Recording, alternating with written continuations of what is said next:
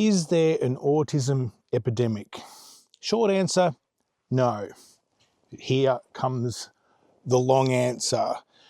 Now, if you're one of the people who, like me, you've seen a lot of autism in social media, people talking about it, there'd be assessors, there's people like me who've been diagnosed late in life, talking about our experience, trying to spread awareness about autism more than ever before in history. We haven't seen this much talk of it ever. And there's a lot to unpack here. Now, the first thing I want to say, this is for people who might be feeling discouraged by this talk, that it's just an epidemic. Oh, it's just popular. It's just cool. First thing, let me assure you that none of us feel cool for being autistic. In fact, we're constantly dealing with ableism. It's not a fun thing.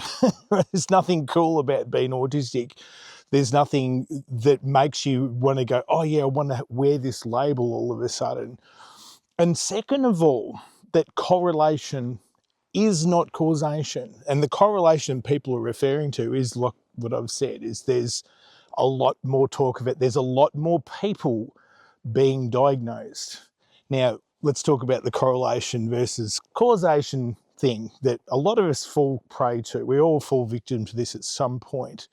We believe that two things occurring at the same time are related or caused by each other. And a great example of this is the ocean temperatures, or the climate of the earth has gotten warmer. There is less pirates on the sea. Now, again, they're not related, are they? But they do correlate. And I think people come up with these examples to demonstrate that they're just two things that occur at the same time. So let's not fall prey to believing that because there are more people being diagnosed with autism, that there must be some other relationship. It's just popular. It's just social media. Another example is this area we live in there's lots of rocks everywhere, but it wasn't until we started digging for a well that we realised that we're on rock. It's not just rocks here and there. This whole place is pretty much rock, what they call kallio in Finnish. It's just so prevalent. And we didn't know that. We see dirt everywhere, but you start digging and all of a sudden you get down a few metres and it's just rock and you can't dig any further.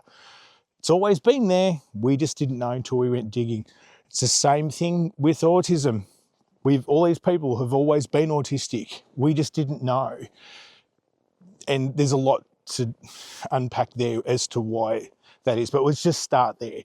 People have always been autistic. And just we, the public or clinicians and so forth, have just not known about it. How can that be the case? Let's get into that. The first thing we'll talk about is the criteria. So autism was pretty much centred around a young white male and how that particular type of autism presented. And that type of autism, for someone who's not trained or someone who's not autistic, it doesn't take a lot. You can just say, look for these things, boom, and you'll find it. So that's the thing. The criteria was different, and that type of autism was easier to see. That's the first thing.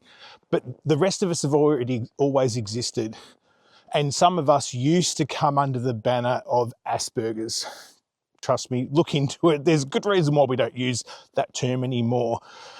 But those of us who used to fit the category of Asperger's are now autism level 1. And typically the main difference with us, simply put, is that we have lower support needs. We can be more independent. Some people use the label high functioning. I'm not really comfortable with that label personally. Another issue that comes up here is that the diagnosing is all too frequently attempted and failed by non-autistic people.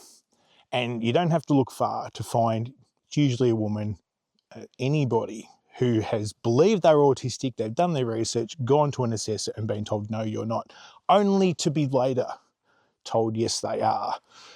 Now, how does this happen? Well, pretty simply that, These are high masking individuals like myself. So the autism is hiding. So somebody who's not autistic, who's been told, look for these things that they can't see, what have they? They've got nothing to fall back on. So that's where what's also happening, because this happened to me. This is not just subjective experience. This actually happened to me as well as many other people, that they were diagnosed by somebody who was also autistic and an assessor. That's what happened to me. It happens to many people. And unfortunately, I'm in this category of least likely to be diagnosed, because mine was by accident. I didn't suspect I was autistic at all. And it just happened that I was getting therapy from somebody who was also an autism assessor, also autistic, also late diagnosed, and a woman. And that's key, because the women are the real key to why the unmasking is happening, where the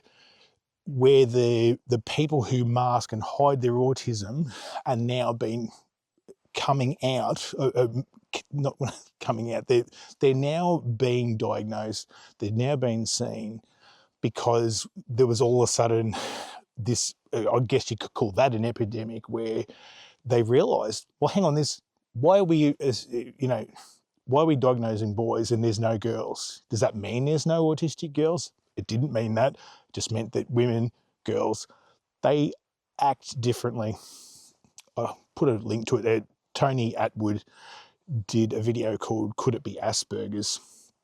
And he talks about this, how young girls, present differently to boys.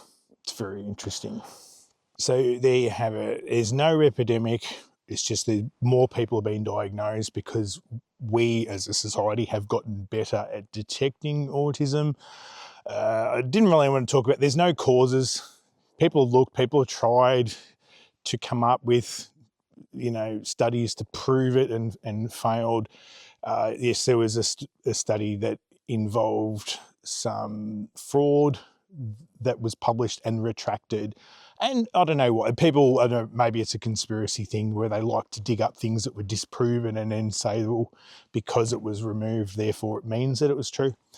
If you want to believe that, that's your problem. But yeah, at the end of the day, there's no evidence and it's not from lack of trying or not from looking. There's, genetically, we're born the way we are. That's, that's not contestable. It's well and truly proven. I don't know why people want to say it's something else, or it's other factors, foods and medicines and whatever. They want to claim it's all these things. Not sure why, but it's seldom an autistic person doing that. That's the other thing. It's never an autistic person, but majority of the time it's someone else. And I'm doing this, I'm telling you about this to reassure you, so that if you do want to go down still the process of diagnosis or self-diagnosis, which is perfectly legitimate. I know I use the term diagnose only because it's accurate. I don't mean to discourage anyone from thinking that you need a formal diagnosis. Don't forget, it's expensive. It's a long process. This isn't available to everyone, but the tools and the information are there for everybody to discover that they're autistic. And like I've said previously, and I'm not the only one who says this, neurotypical people don't do this. They do not go down a rabbit hole of research to figure out if they're autistic, wondering if they are or not. They don't care, they don't look. So if you are watching videos like this and doing all the research online properly, you're dotting your I's, crossing your T's, that's a sign in itself that you're autistic. If you've got any questions about this or comments, pop them in the comments section below. Have a good day.